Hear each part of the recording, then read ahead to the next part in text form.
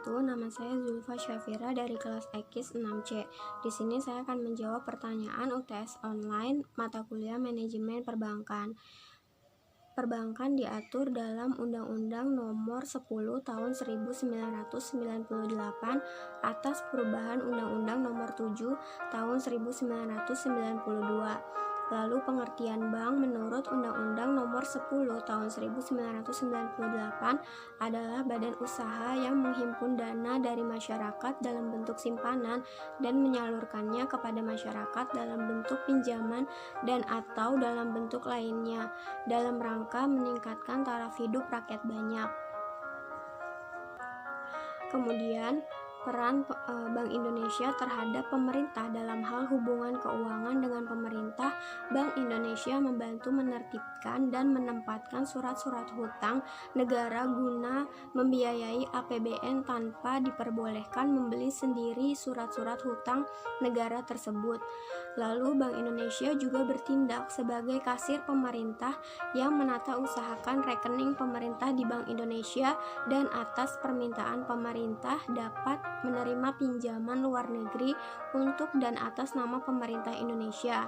Selain itu, Bank Indonesia juga dapat memberikan masukan, pendapat, serta pertimbangan kepada pemerintah mengenai rancangan APBN serta kebijakan-kebijakan lain yang berkaitan dengan tugas dan wewenangnya.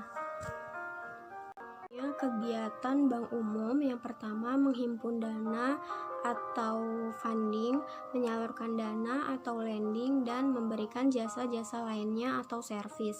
Contoh dari menghimpun dana atau funding adalah simpanan giro atau demand deposit, simpanan tabungan atau saving deposit, dan simpanan deposito atau time deposit. Lalu contoh menyalurkan dana atau lending adalah kredit investasi, kredit modal kerja, kredit perdagangan, kredit konsumtif, dan kredit produktif. Lalu contoh jasa-jasa bank lainnya atau servis, yang pertama menerima saluran setoran seperti pembayaran air, pembayaran pajak, pembayaran listrik, dan lainnya. Lalu yang kedua melayani pembayaran.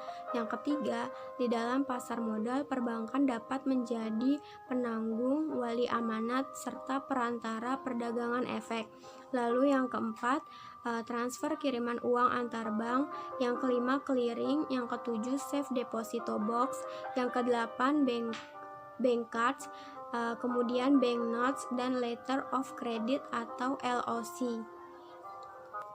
Selanjutnya adalah dampak virus COVID-19 terhadap pertumbuhan di Indonesia. Yang pertama, dari sektor pariwisata, pemerintah telah menghentikan penerbangan baik dari luar ke dalam negeri ataupun dari dalam negeri ke luar negeri. Nah, hal itu menyebabkan sektor pariwisata mengalami kerugian hampir 21 triliun. Kemudian banyaknya pabrik-pabrik yang menutup atau menyetop produksi. Lalu retail atau toko-toko juga sama memilih untuk merumahkan karyawan mereka guna untuk memutus rantai penyebaran virus corona. Nah, kemudian ada kelangkaan dari barang kebutuhan pokok yang juga kelangkaan ekspor impor dari Cina, karena seperti yang kita tahu bahwa Cina sebagai penyuplai utama bahan-bahan pokok untuk Indonesia. Namun akibat adanya COVID-19 ini, pemerintah memilah-milih untuk kegiatan ekspor impor. Nah, dari Organization of Economic Cooperation and Development beberapa minggu lalu menurunkan proyeksi pertumbuhan ekonomi Indonesia versi mereka dari 5,0 menjadi 4,8%.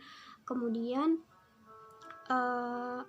Bank Indonesia juga menurunkan proyeksi pertumbuhan Indonesia menjadi 4,2 hingga 4,6%. Intinya dari dampak perekonomian Indonesia ini juga dikarenakan terganggunya sektor-sektor lain seperti sektor rumah tangga, pariwisata, akibat dari COVID-19 mewabah di Indonesia. Kemudian dari sektor keuangan menyebabkan kurs dolar terhadap rupiah meninggi hingga mencapai 16.000 per US dollar. Nah, penyebab dari melemahnya rupiah ini karena investor panik sehingga terjadi apa yang disebut pembalikan modal atau capital outflow. Kemudian juga ada pasar saham yang melemah signifikan sebesar 27,79%.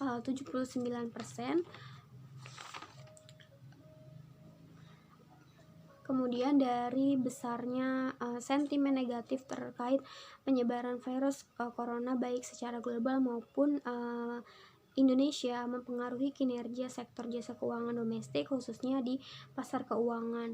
Nah, sejak Maret 2020 sampai dengan 24 Maret, investor non-residen tercatat keluar dari pasar saham dan surat berharga negara masing-masing 6,11 triliun rupiah dan 98,28 triliun rupiah.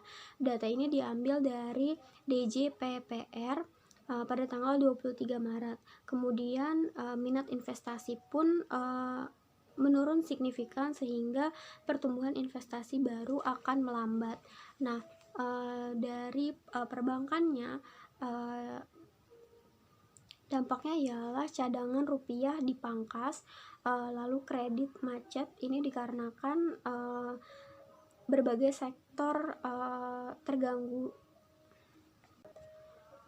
Salah satu bentuk komitmen pemerintah adalah mengeluarkan kebijakan yaitu diterbitkannya peraturan pemerintah pengganti undang-undang atau Perpu untuk menangani pandemi corona dan dampaknya terhadap ekonomi. Dalam Perpu tersebut, Presiden Joko Widodo menginstruksikan agar ada tambahan belanja dan pembiayaan APBN 2020 sebesar 405,1 triliun rupiah. Rinciannya adalah 75 triliun akan digunakan untuk bidang kesehatan dan sebanyak 100 triliun rupiah digunakan untuk program jaring pengaman sosial. Kemudian 70,1 triliun diberikan untuk insentif perpajakan dan stimulus kredit usaha rakyat atau KUR. Dan selain itu sebanyak 150 triliun rupiah akan dialokasikan untuk pembiayaan program pemulihan ekonomi nasional. Ini termasuk restrukturisasi kredit serta pinjaman dan pembiayaan dunia usaha khususnya UMKM. Selain itu, pemerintah juga melakukan kebijakan moneter dengan mengeluarkan kartu prakerja. Kemudian kebijakan dari OJK untuk bank, lalu OJK juga mengeluarkan kebijakan yaitu pemberian keringanan dan atau penundaan pembayaran kredit atau leasing sampai dengan 10 miliar rupiah termasuk untuk UMKM dan pekerja informal maksimal 1 tahun.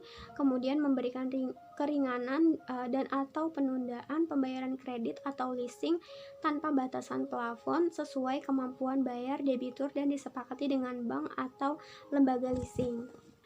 Kemudian pihak bank juga lalu perbankan juga melakukan ketepatan pembayaran pokok dan bunga untuk pinjaman di bawah 10 miliar rupiah untuk sektor pariwisata. Kemudian pemerintah juga menerbitkan surat utang yang dapat dibeli oleh Bank Indonesia dan bank swasta untuk kemudian bank melakukan ketetapan pembayaran pokok dan bunga untuk pinjaman di bawah 10 miliar rupiah untuk sektor pariwisata. Kemudian pemerintah juga menerbitkan surat utang pemulihan atau recovery bond yang dapat dibeli BI dan bank swasta untuk membantu pengusaha yang sedang kesulitan. Kemudian pemerintah juga meningkatkan restrukturisasi pinjaman dan penurunan suku bunga kredit di bank.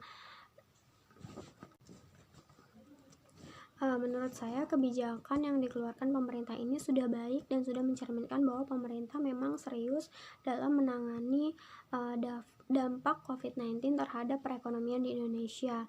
Akan tetapi menurut saya terlalu berisiko, terutama dalam penerbitan surat utang pemulihan atau recovery bond, karena dikhawatirkan ada beberapa perusahaan yang nantinya tidak sanggup membayar dan malah menjadikan beban bagi pemerintah itu sendiri. Lalu pemberian bantuan sosial dalam bentuk program kartu prakerja atau pelatihan tidak efektif dilakukan di tengah mewabahnya COVID-19 ini, karena perekonomian yang saat ini sedang lesu tidak mungkin untuk merekrut pekerja baru. Kemudian menurut saya jangan hanya memberi bantuan dalam bentuk uang saja, tetapi juga dalam bentuk bahan-bahan pokok, karena seperti yang kita tahu bahwa kelangkaan bahan pokok ini sudah terjadi karena kelangkaan pula ekspor impor. Maka dari itu menurut saya lebih baik jika pemerintah memberikan bantuan juga dalam bentuk langsung bahan pokok. Jawaban UTS online manajemen perbankan yang dapat saya sampaikan. Kurang dan lebihnya mohon maaf. Wassalamualaikum warahmatullahi wabarakatuh.